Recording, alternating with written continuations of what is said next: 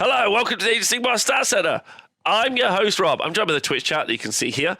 Today, we're going to be looking through all the event results from around the world. Around the world. We have 4 events from Italy, Canada, America, France, England.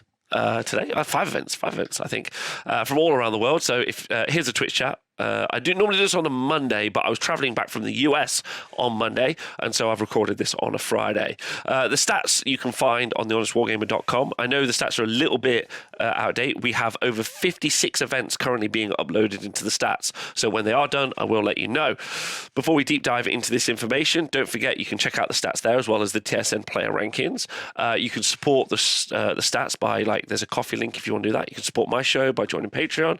And as always, my love to everyone in the world who is attending events and playing events. You're all wonderful people. Final note, as I promised last week, if I do read any lists that contain an incarnate, it will just be an incarnate list. I'm sorry. That's how it works. Okay, with that said, let's get on to the event. Okay, so the first event we're going to look at is the Justice Series GT, which happened in Liverpool. This is in the UK, and it had over 90 players attending. Now, the Justice Series is held at Just Play, or no, actually a venue next to Just Play, which again is a gaming store located in Liverpool. Richie, who runs it, is one of the members of Team England, and he's also just a super sound bloke. In fact, this event sold out, and it was so successful, and people were so happy with it, that he actually has put on 2 more for next year. So the Justice Series GT, there's going to be one in spring on the 25th and 26th of March, and one in autumn on October the 14th and 15th. So if you do want to go to either of those 2 events, I haven't personally been, but I know for a fact that no, actually that's not true. I went to one 3 years ago before COVID, and I did streaming there, and they're both the gents looked after me.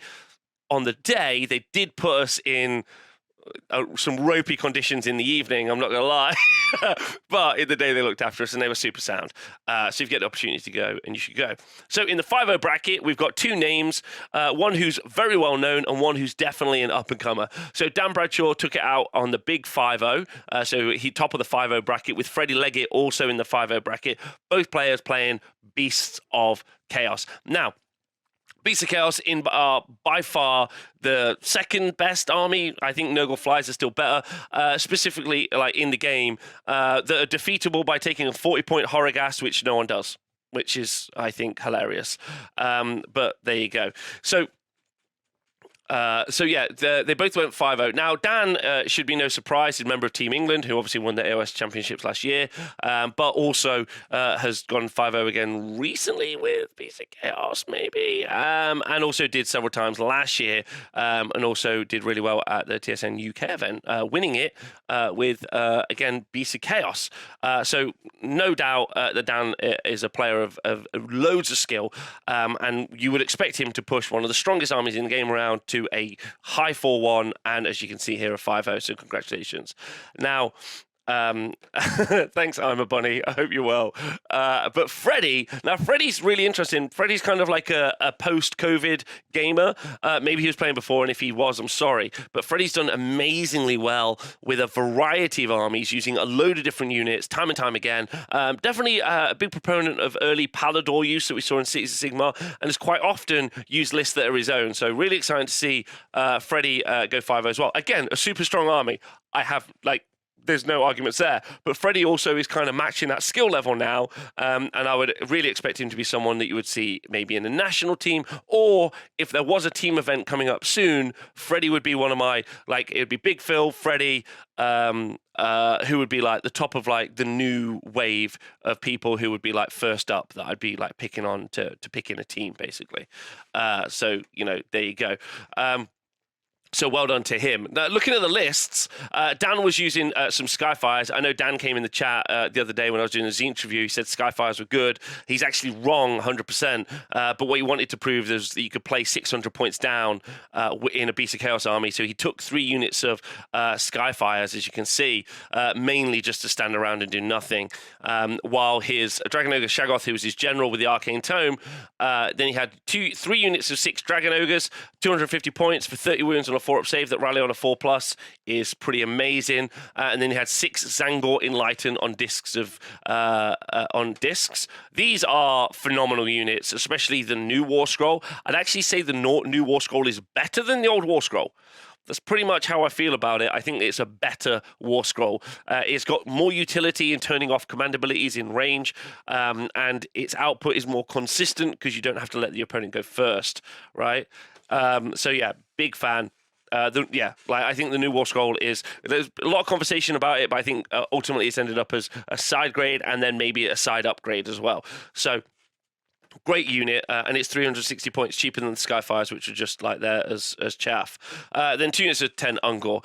So how's the army work? It's just a big summoning engine, as always. You just summon a lot of... it's amazing how much summoning you can actually get from a Beast of Chaos army. I reckon that you're comfortably putting down 1,000 points a game. Or close to 1,000 points, which is pretty problematic to play against, truthfully, especially when then they're rallying. So it's kind of odd. You feel like you're playing against a death army like Nagat, with the rezzing, but the rezzing that these guys have is just way better. Like, it's just way stronger. If you can get a Dragon Ogres down to 1 Dragon Ogre, then they're going to Inspire and Presence it, and then they're going to rally half of those back. So either 2 or 3 back, putting 10 to 15 wounds back into the unit. It's crazy good. And that's why we see it do really well.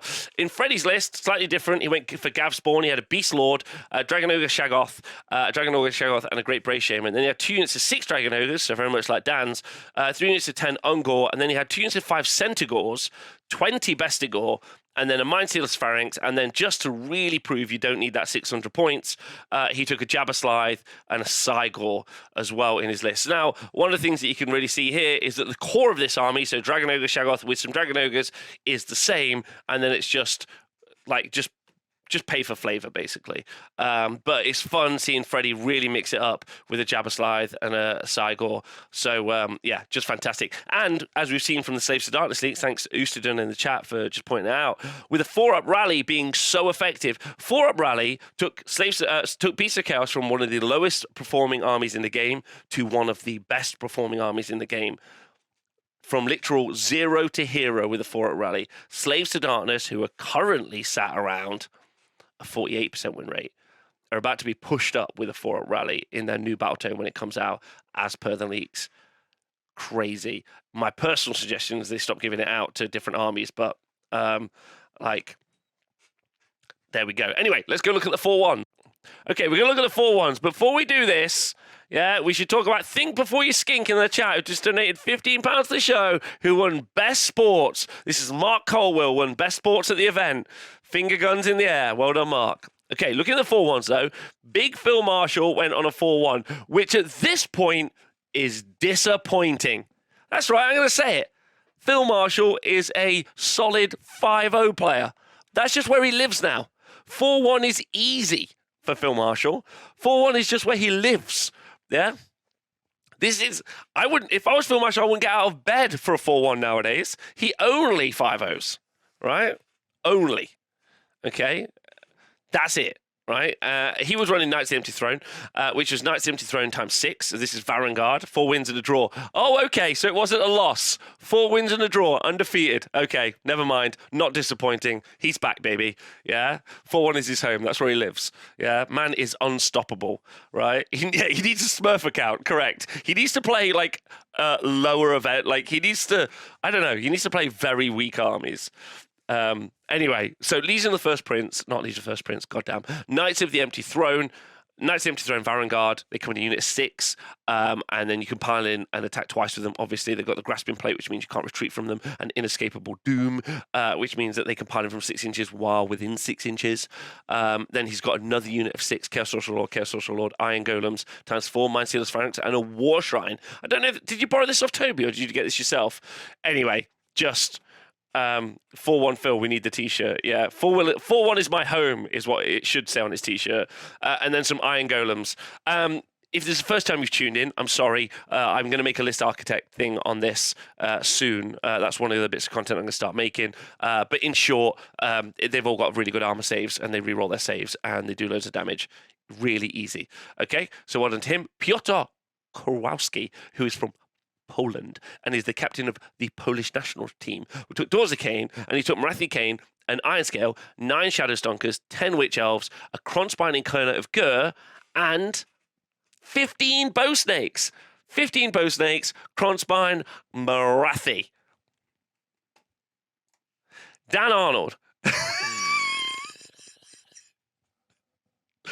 I reckon a child could play with that.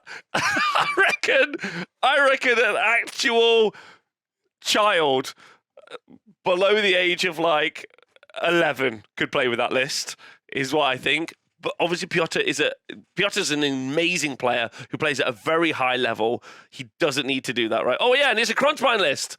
Correct. Yeah, we don't do those anymore. Hold on. Let me check. Okay, next up, Dan Arnold. One of the Welsh international players, was taking Stormcast Eternals, Hallow Knights. He had Guard of Steel Soul, 5-up ward save. Knight Draconis with a Master of Magic and the Arcane Tome. If they get nerfed soon, I'm going to literally throw a party, right? 4 Stormdrake Guard, 2x2 Stormdrake Guard, 5 Tree Revenants as allies, which is a nice hot pick. Then the Horrorghast on the spell, which is really nice as well. Yeah, so so good. Horrorghast, great into Beast of Chaos. Stormdrake Guard, just great. Any of them in? Oh, they're all in a battle reg, so he gets the choice to go first. Thanks to Crib Slacker for donating £76 at 37p for the roof fund. That got us on to 69.69%. And then he says he's a child. Well, I'm a child. Thanks for doing that. Sorry, YouTube thugs. We had a leak in the roof, and it was going to break, and I wasn't going to be able to make YouTube content anymore. It needed repairing, and it was thanks to the Twitch chat that we're going to be able to repair the roof. So, YouTube thugs, you owe the Twitch chat your enjoyment. So, thank you to you. My appreciation and love. Right, okay, so Dan Arnold, just great human, took dragons, great job. By the way, just for everyone at home, you know how everyone in the chat, not everyone, you know how everyone was upset about the League of Votan nerf? Dragons got like a double nerf before they were even released, and they're still viable today. James Tinsdale, a member of the Just Play Boys, and also a Team England player and also world champion. Congratulations to him. Castelli Dynasty, White King on Skeletal Steed, Cadrio Ezekiel, the Hollow King. This guy, it was Greg in the chat who put me onto this guy. This guy's he's kind of like he's the thing that we were talking about loads in America. He's a duelist. Okay, so a unit role, what I sometimes describe, which I've started to describe, is something. There is a cool unit role in Age of Sigmar which we don't see enough War Scrolls fulfill. It's a foot melee character, or the duelist role. There's some really great characters that fit that role. I think the Gotrek doesn't really fit into that. He's kind of like a monster, something special, unique. But the Light of Altharian, Sigvald, and Cadio Ezekiel are definitely ones that fit into there. Yeah, those are kind of definitely duelists, which I love. I love a good duelist. And I would really wish that they would write some more duelist characters in the game. Thank you to Bad Guy with a Gargant for donating £1 to the show. Shalaxi is not actually a duelist. Shalaxi is awful. Shalaxi should kind of be like a duelist to beat duelists, but it just never happened. So anyway, yeah, Kado fits into that and is, as I described, a duelist. Manfred von Karstein as a monster duelist. It's a melee monster character. And then Radikar the Beast, who's an on-foot, and I guess duelist as well in some ways. I think Kado may be a little bit better because he could spike damage higher, but Radikar also is able to summon some direwolves. So his 315 point price tag is actually a lot lower because he can summon them. Radikar's is like a really good buy-in. 4 units of 5 Blood Knights, 20 Deadwalker Zombies, and some Fellbats with Chronomantic Cogs. The Fellbats is really fun. Although you definitely could have changed that for an end of spell. I would have definitely put Horrorghast in there. But I'm sure maybe the Fellbats were useful. Obviously, I didn't get 4 on this list, and he did, so congratulations. Great list. I really think Soulblight Gravelords... Oh, by the way, Soulblight Gravelords currently don't have a particularly high win rate, but I think that they're one of the stronger lists in the game. My reason... So I saw someone in the chat the other day, I think it might have been Simon Weekly in the South London Legion, shout out to those, asked me why. Oh, no, just ask generally why. Okay.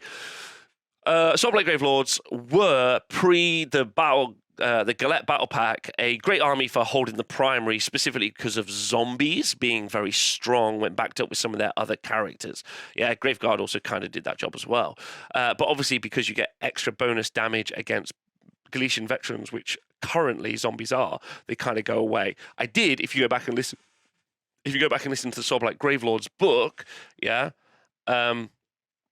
if you go back and listen to the Soulblight Gravelord's book review, you'll hear me talk about the fact that there's going to be like 3 army builds, like a Monster Masher list, which we saw Greg play really well, and also Leo Rotunen play really well, which was kind of Nagash, Vampire Lord and Zombie Dragon, and then all Vordry, and then also, I forget his name right now, the -1 Rend monster, whatever the hell that is. So we saw that happen and be in play, and we've also seen the kind of zombie spam and bodies on the board build. This iteration of Age of Sigmar, the Blood Knights are just fantastic because they start on a 3-up armor save, which is just very, very good because an all-out defense for a Mystic Shield means you've already got a 2-up armor save. There's some rend. Like, we've talked about save stacking in the game, and save stacking was a real big issue at the start of Age of Sigmar 3, and it's still a big issue. Haven't really got away from it. Beasts of Chaos got a load of rend, so if you get into a Beasts of Chaos, they've got the rend available, but everyone else is like, rend 1, rend 2 max? Like, you don't really have the option, and now, because we're losing Purple Sun, people, yes, the Vengori Lord, sorry, that was the monster I was talking about, because we're in this situation now where you don't have as much rend again because no one's taking Purple Sun as much, which used to reduce your armor save down. Blood Knights are even better. So yeah, like, and then also, yeah, it's a good point from Warhammer Rob. Rend is also a little bit superfluous when you go into Nighthaunt. So if you decide, right, I'm going to tech into high armor save stuff and get big rend in my army at the cost of other utility, then you end up being like, well, this is useless into Nighthaunt, so you need weight of dice attacks into Nighthaunt as well. But the perfect unison of those, obviously, is reducing rend and using Zangor, which is the perfect blend of everything you could ever want. Thanks to Liz Truss for donating £1.44. I apologise that you only spent 44 days in office, but I really wish it had been 0 days. I hope there's a general election. I hope the Tories get no votes ever again because they're monsters. Okay, right, next thing, Stephen Mitchell. Oh, and if you're like, I hate it when people are political, the Tories are monsters. They're responsible for people dying. That's a true fact. If you don't like it, please stop watching my shit. Right, so Stephen Mitchell was running Saves to Darkness again, Knights of the Empty Throne, and he had how many? Knights of the Empty Throne Varangard, times 6, Iron Golems, Chaos War Shrine, me and Steelers Franks. The same list! That's fun. Big Phil Marshall and Stephen Mitchell running the same list. So, I mean, there's lots to say here, but effectively, 3-up armor save, rerolling 1s. Can we just talk about the fact that we've mentioned this a couple of times now? Blood Knights, 3-up armor save can get better. Saves to Darkness, 3-up armor saves can get better. These guys can reroll 1s, all doing really well. High rend, yeah. Current prediction for the model for general election Tories is 0 seats for Tories, yeah. So they won't, of course, no. Why would you? Why would you call if it's proven that you won't get any power, why would you possibly let the electorate vote? That's ridiculous. You can get +6 to your save once per game. Amazing. I love that. Glad it's going for the good of the game. I agree. Right, and now Fyreslayers, Auric Runefather on Magmadroth. Oh, this was being run by More Than Misfits. This is Miss Math Mallow. Auric Runefather on Magmadroth, Rune Sun, Rune Master, Rune Sun on Magmadroth. It's a Cronspine list. He got me at the start. Math Mallow was running a Cronspine list. Any list that has one in is a Cronspine list. Simon Weekly was running his, now this is something Simon's been doing, he's been running himself, his Sylvaneth list. So the Reaping, he took Alariel, an Arch Revenant, 3 Kurnoth Hunters with Great Bows, 2x3 Tree Revs, 3 Revenant Seekers, Gossamed Archers. Nice to see that in there as well. Spice Swarm Hive and Chronomantic Cogs. So the interesting bit here is you've got the Warsinger command trait as opposed to the Spellsinger, which we see a lot. And he also doesn't have the Warsong Revenant. So the Warsong Revenant we normally see with Spellsinger to cast spells through a tree to do mortal wounds at your opponent. Instead, he's taken a Lariel in a roll and he's got the Warsinger. So the Warsinger is making it so Lariel's got +3 to her move, making her 19 inches, which means she can move up, charge, and then she can fight and fade. So she can strike and fade away. How does this? Persia, look after yourself. Loads of love. Please stay healthy. Then Kurnoth Hunters are just good bowmen. That's it. Tree Revers bop around and go grab objectives. Revenant Seekers can return some of those great Hunter, Kurnoth Great Bows. And I think, if I'm right, the Seekers pretty much always do more damage than the Lancers, unless the Lancers are in Bounty Hunters. That's the only way the Lancers do more. The Gossamer Archers are a really interesting pick, because for 220 points, you've got an incredibly fragile skirmishing army, but they can run away on a 2+. So you charge in on a 2+, they run away. So they use, like foxes were used, to kind of block the board state. So you got Alariel flying over, whomping something, flying back. Yeah. Then you've got the Gossamids holding the line as you keep doing that same process, and then you keep flying in. I wouldn't be surprised if the summon from Alariel is another 3 bow hunters. So you got 6 bow hunters shooting at the back of the board, clearing some space for Alariel to charge, hit, do the damage, teleport away, and then everything does the same, basically. So there we go. Satsam Weekly. Joe Krasinski was running Soul Black Gravelords, Vordry, Manfred, Coven Throne, Blood Knights, Death Rock Skeletons. Oh, no, he was running a Cron Spine list. Sorry, Joe. Well done to you. Hope you did well. So well done to him. Gabe was running a Skaven list. Nice. And shout out to Gabe, currently working on a picket for the post office. So loads of love to you and everyone in the post office. Hope you get everything you need. So Vermalord Deceiver, Slink, Skittershank, Thankwall, Gutter Runners, Night Runners, more Gutter Runners and Skittershanks, Clawpack with Quicksilver Swords, and the Walk Line. Just a question for anyone who's watching, by the way, up until this point.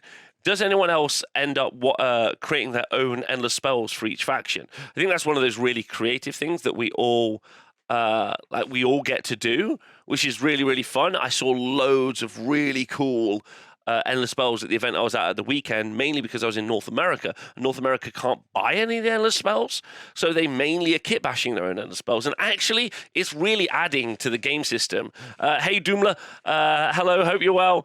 It's just wonderful, phenomenal stuff. Yeah, I love doing it for each army. Yeah, I got to say, like, originally I was kind of like, yeah, I'll just do a generic set, but I think I definitely would do them for each army now. I think that's actually really, really fun. And I saw Tristan's in person. I saw some Tomb King ones. They were inspirational. I saw some Nurgle ones. They were really cool. I honestly think it's the future, and I think it's a really fun thing. So I thought I'd mention it. Just thought I'd say as we go in. Anyway, Gutter Runners. So this is a really fun army because what it does effectively is it does a lot of like outflanking and deep striking with some pretty good pretty good range damage. It's also got the ability for the Vermalord Deceiver and Slink to very early alpha strike into your army to potentially take out some of the key synergy in your army, or even, if you don't take out key synergy, to attack one of those units that are going to really threaten you at range. Let's say like Bow Snakes or like Sentinels or something similar to that. So it's quite nice like little army for dropping in and doing those things. And then you've got some real good combat from the Vermalord Deceiver and Thankwall. So you should be able to shut down your opponent's kind of ranged output, which gives you some options. And you might be able to pin them into their territory, which is really good for you because you don't have a lot of board presence like that will hold well. You do actually have a lot of board presence, but you don't have a lot of like objective holding, which I think is fun. Yeah, loads of output of range. I quite like it. It's just fragile. Basically, Max was running a Drowned Men Nurgle army, which had a lot of afflictions, some Pushko Blight Lords in a Battle Regiment. Paul Bowden was running Seraphon, Engine of the Gods, Skink Priest, Star Priest, and then 10 Skinks, 2 Stegodons, and then 3 Chameleon Skinks with a Bastiladon with Solar Engine and a Bastiladon with the Arcosotech. I will do, no problem. Thanks, Phil. So, I mean, there's not loads to say here that I haven't said 1,000 times now at this point. Thunder Lizard, so that all the damage coming in by 1 is reduced by 1 to a minimum of 1 to most of these units. Engine of the Gods is a 265-point unit, which could comfortably be a 465-point unit and would probably still be worth it at that points value. It's nuts.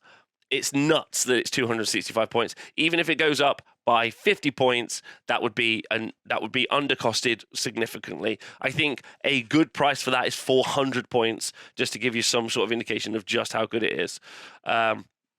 Yes, yeah. Skink priests obviously buff the skinks, or even the Bastiladons, which are really good. The Bastiladons are really good for holding the opponent, especially the Archisotech version, 165 points for something with a 1-up armor save that just tanks your opponent, especially when it can get heals from things such as the Engine of the Gods, although it did take Curse in this situation. And then the Stegodons with the Sky Street Bows can just like keep chipping away. 3 shots each that are damage 3. So those Sky Street Bows potentially can do 18 damage at range just because of that. Engine of the Gods is a bargain at 400. Yes. There'll be someone who's like, I don't agree with you, Rob, but all of the tournament gamers are like, we all agree. That is correct. That is the way it works.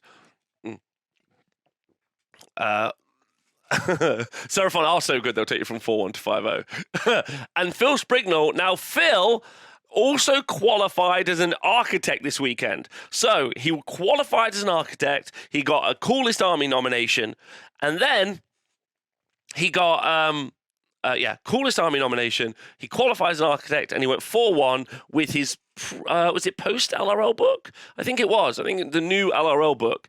So he had two stone mages, and Avalonor the Stoneheart King. And if you haven't seen his army, he's green stuffed every single model. So they've got big flowy wind capes.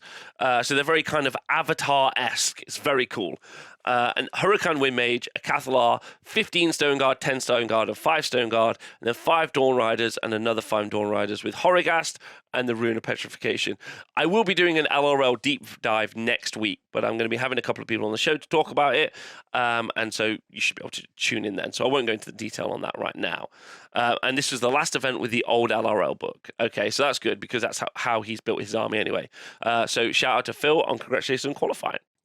However, in the 3-2 bracket, Rob Hull, we don't normally talk about these, but Rob Hull, our AOS stats champion, along with Ziggy, but Rob, who puts in all the lists, did really well and went 3-2. Now, Rob rarely gets to play and has read every single Age of Sigmar 3 list that's come out to date, and so we're just celebrating him. He was taking a Scarlet Doom list with the Guardian Souls, Krulgas Cruciate, and Spirit Torment, 40 Blade Guys Revenants, and then 2 Chain Gas, and then he also took a Purple Fun, in his list as well. I gotta say, I love Rob Hull. And that's his list. And he went to an event, and he went 3-2, and he's great. Well done to Rob. The next event we're going to look at is the Kippers Melee GT in 2022, happening in sunny Canada. And this was in BC, so British Columbia. It was won by Matthias Crucial, who was running a Kronspine Incarnate list. Okay, taking a look at the 4-1s. We got some other stuff. So Taylor Gogan was running a Kronspine Incarnate list. That was Eric Armstrong was running an Incarnate list. But oh no, I messed it up already. Taylor Gugan was running a Cruel Boys list. So he had a Snatcher Boston Sludgeraker, a Swampcaller Shaman, and another Swampcaller Shaman, right? It was a Kronspine list. Sorry. So he also had it. So Taylor and Eric also had Kronspine lists. So they were in 1, 2, and 3 so far. Keel Screever was running a Fyreslayers Lofnir list. He had an Auric Rune Smiter on Magmadroth, Runeson on Magmadroth, Runeson on Magmadroth, Runeson on Magmadroth, Runeson on Magmadroth. Now, a lot of people ask, how does this do so well? They're just really, really fighty. They're just like, they do big damage. They're super fighty in a fight. They're just great. They're great. They're a great unit. They're super good. They're very fighty. They do mortal wounds on you. They like bleed mortal wounds on you when you hurt them. They're just solid. They're a solid pick. It's the bleed because they're 16 wounds each. Thank you to Nurgle Matthew again for donating £7 so to the show. And then every time you wound them on a 4-up, you take a mortal wound back. So I think you take 8 mortal wounds every time you kill one, which is pretty significant when there's only 120 or so wounds in an Age of Sigmar army. Then we had Dale Johnson with a Gloomspite Gits list, and I mean, this is a massive news. He had a Breaker Boss on Mybrute Tragoth, Loon Boss on Giant Cave Squig, Fungoid Cave Shaman, and a Madcap Shaman. He had a big Squig Herd, some Stabbers, and another Squig Herd. Then he had 2 units of 6 Rotgut Trogoths and a Marsh Crawler Sloggoth. Now, I don't really know what to say about this, apart from I think he's using the battalions really well. Specifically, Bounty Hunters. He's got his Squig Herd. He's 2 units of Squig Herd and his Stabbers in Bounty Hunters. No, sorry, no, in Expert Conquerors. So he's got like a lot of bodies on objectives in Expert Conquerors, and then his bounty hunters are his Rotgut Troggos, meaning they're damage 4, damage 3, damage 4, into other units. Marshall Sloggoth giving him +1 to hit, which is really solid as well. Loonboss Giant Cave Squig giving all the buffs out, and then the Breaker Boss from Marboat Troggoth is just super solid as well. This is one of the worst performing armies in the game, and so doing so well here is really impressive. I've got to say that 4-up rally is hopefully coming in really helpful for the Squig Herd, which I know is quite useful. You can break coherency, do mortal wounds for the units running away, then rally them in the turn after, which is really fantastic, but does require you to position the units really well. And truckers are quite tough to deal with, so congratulations to him. So who was this again? Dale Johnson, you're our legend of the week. Josh Steenablaber was running Daughters of Cain, and he had Bloodrat Medusa, Marathi, a unit of Bloodstalkers, so 10 bow snakes, a unit of 15 fighting snakes, and another unit of 10 fighting snakes. Marathi makes one of these either shoot or fight in the hero phase, and then they fight again, getting double activations out of them, which is just really solid. Blood Rat Medusa makes them battle line. They've got a crazy threat range. They start out like a 32-inch threat range with the shooting, going into some really solid combat. Just good. Like, just a good list. And just well done. Carson Sawatsky. Carson Sawatsky was running a Crunspine Incarnate list. So congratulations to everyone at the Kippers Melee. I hope you did well. I hope you had a lovely time, and hello to everyone in Canada. Hope you're good. So the next event is CastleCon, Super Secret CastleCon 2022. CastleCon was a invitational only event run by the Tough Crowd, a wargaming group based out of the USA. It was a wonderful event. I was lucky enough to be there. I played a spare player on the Friday, undefeated 3-0 with a list I never played, written that morning. Just FYI, but it was Nurgle, so didn't really count. But it was Filthbringers, so 3 Rock Coven Sorcerers. So at least it was a bit hipster and edgy. So don't get at me.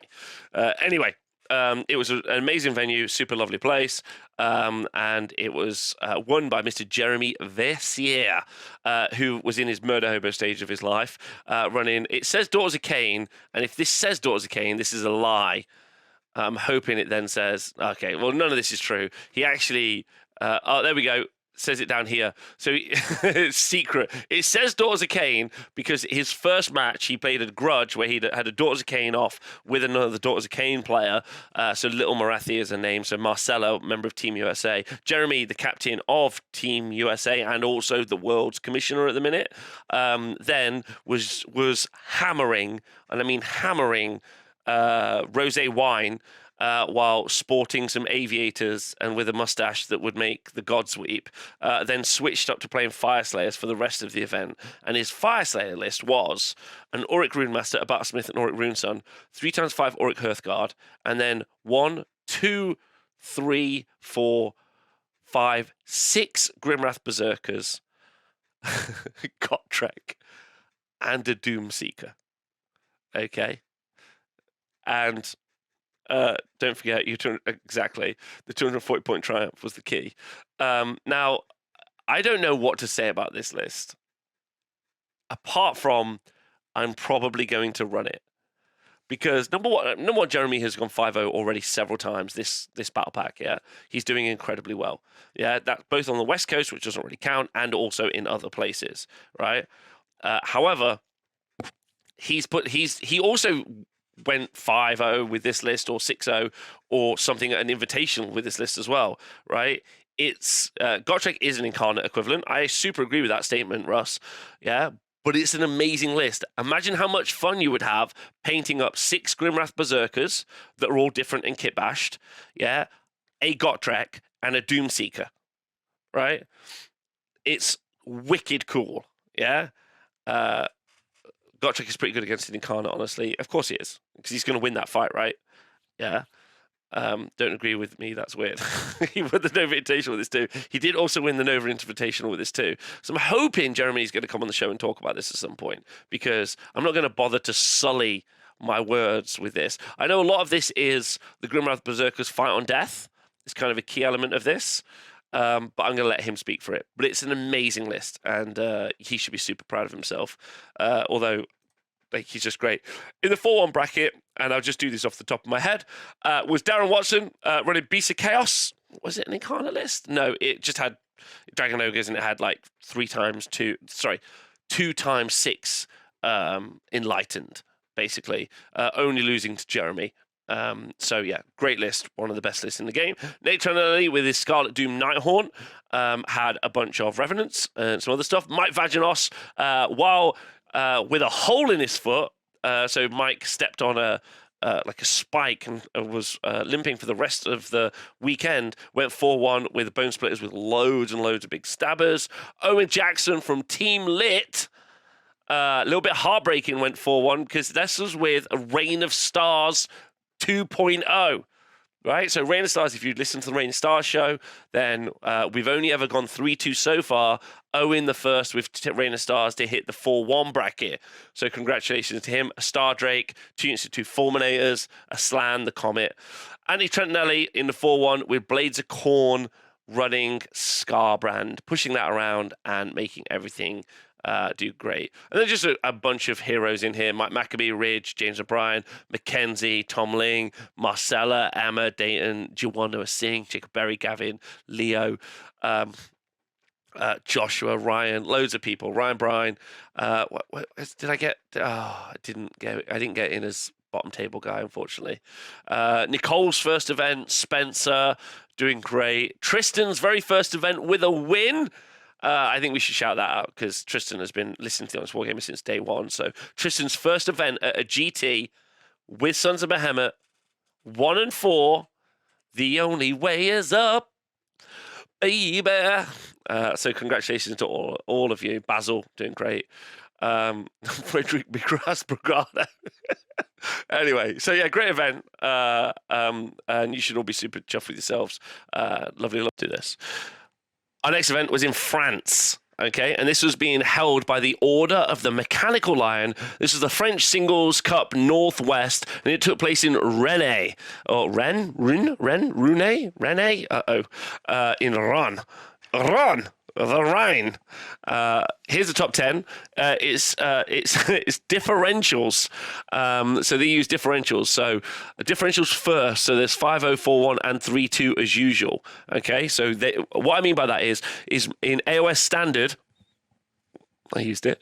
In AOS Standard, normally it's win, loss, draw. And then differential is secondary. So that's how much you win by becomes the second tiebreaker, with 5-0 being, 5-0, 4-1s being your normal tiebreaker in AOS Standard. In AOS Differential, see, it works so easy. There we go. We just nailed it, right? In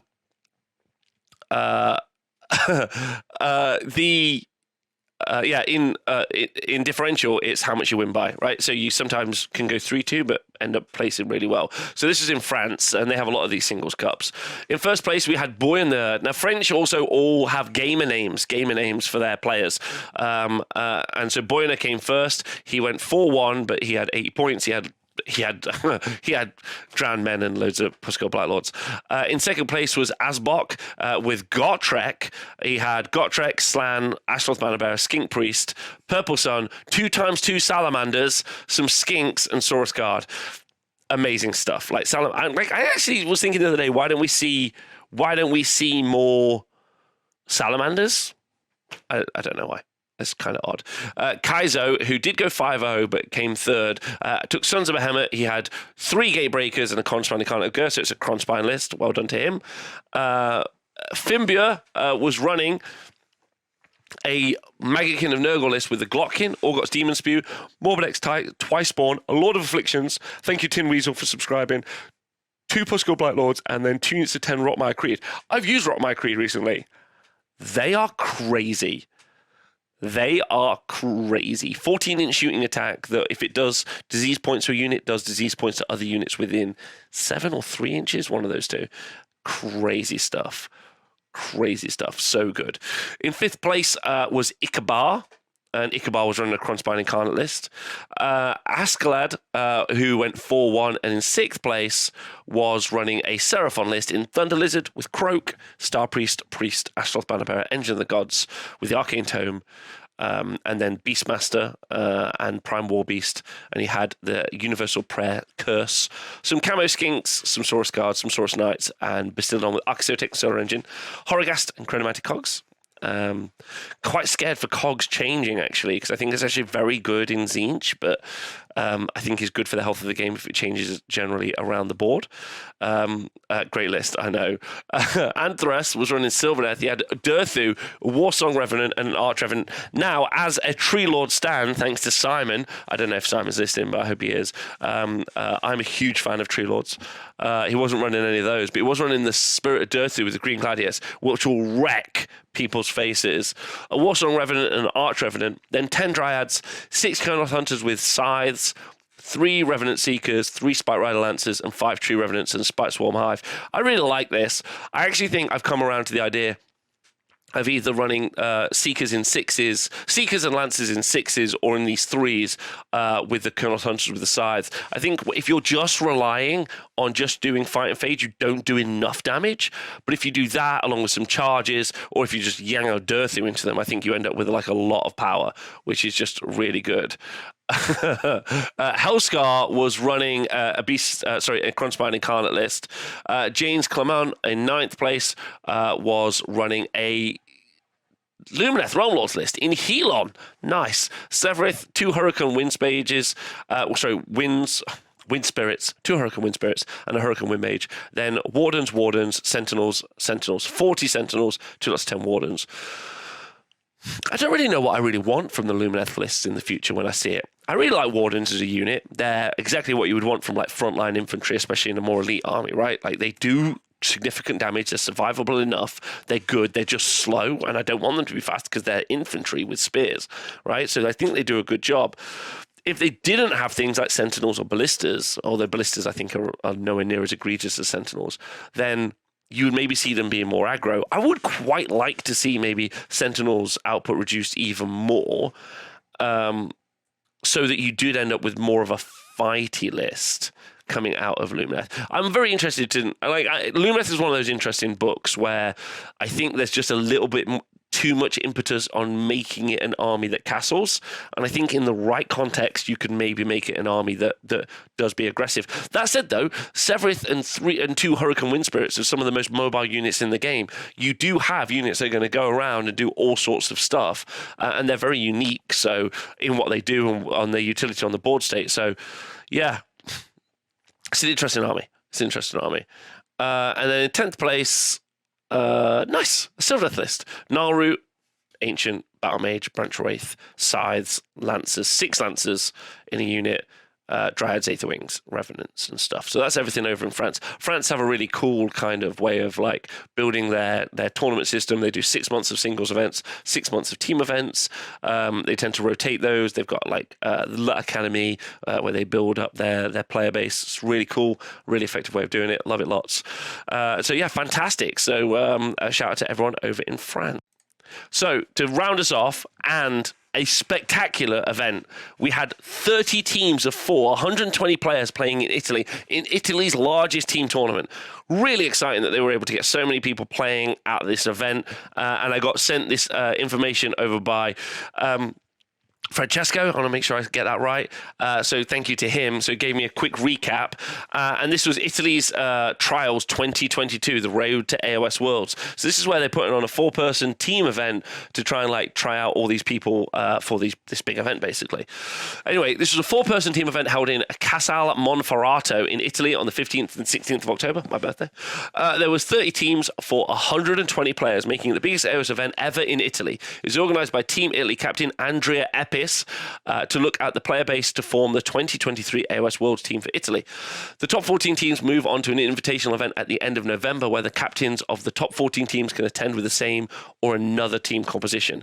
The event was played over 4 games in 2 days with the classic AOS Worlds pairing system, no duplicate factions or artifacts. The scoring system was 20-0 differential like AOS Worlds and with a point cap of 60-20. So what they've effectively done is they've organised it giant team tournament as practice for Worlds. I think this is super cool. I really like it. The top 3 stand-ins were Basifans, Orsesto, Colessi, and Centura. So congratulations to all of you. Everyone in Team Basifans was Francesco, Lorenzo, Francesco, Lorenzo, Samuel, and Tommaso. And congratulations to all of them. I won't go through all the lists because it's a team format. I will just say that it's really exciting to see big team events like this, and for Italy to have this massive event. They've got to be over the moon. Formerly hosts of AOS Worlds, I know that they're really excited about doing better and better at these events in the future, so congratulations to them. Congratulations to Team Bassifans, and I hope you did really well. Really cool stuff. Lovely to see. Love to see, again, Age of Sigmar growing. So that's the end of the Stats Center this week. Not a particularly big one. I know leading into the weekend coming up, we have 11 events in the weekend to cover in the next Stats show. So it's going to be a monster show, a monster show. And yeah, absolutely huge. The stats are about to be updated by Ziggy and Rob, so the stats will go up live. So maybe the next show that I do might actually be on the stats and where the game sits at the moment. Definitely not desperate for the Battle Scroll update. I think I would like to see the Battle Scroll update because we see similar units all the time. And I think the internal balance really needs an addressing as opposed to necessarily the external balance. My big worry is that with some of the leaks that we've seen, I don't want to end on a negative, so I'll bring it back up after. But we've seen PC Chaos do really well, and we talked about it at the beginning of the show. But specifically, we saw them do really well because of that 4+ rally. Seeing new books come out or new books on the horizon that we know is going to have a 4 rally means that we're already conscious of its effect. That said, some of those books also contain some of the best things we've seen for dealing with rally, right? We got auras so here's the positive spin. We've got auras that shut down rally and inspiring presence. New Gargants, as an example, are going to change the shape of the game considerably. Specifically because new rally, specifically because you can't do inspiring presence near them. We've had Horrorgas for a little while and we've seen it be really popular in lists. But actually that kind of like, I turn off your rally, you have, just by the existence of my unit, we've seen the new Slaves to Darkness stuff as an example, really does mean that we might see that not as effective. I don't know. It's kind of interesting. The other big positives to take away from this weekend, of course, is just large events all across the world. Again, an event in France, Canada, the US, England, and Italy, all in one weekend. Gorgeous. Gorgeous is going to be able to turn off Inspiring Presence within 9 inches. So yeah, there's going to be some really good stuff from there. But yeah, big events from around the world all again. And honestly, I think Age of Sigmar is just going from strength to strength. I think the players are having a great time. I think the events are getting better and better. I think understanding that the game is I think it's great. I think there's some changes that are needed. We're all hopeful for the Battle Scroll update. I'm about to sneeze, so I'm going to end the stream. Please subscribe to my page.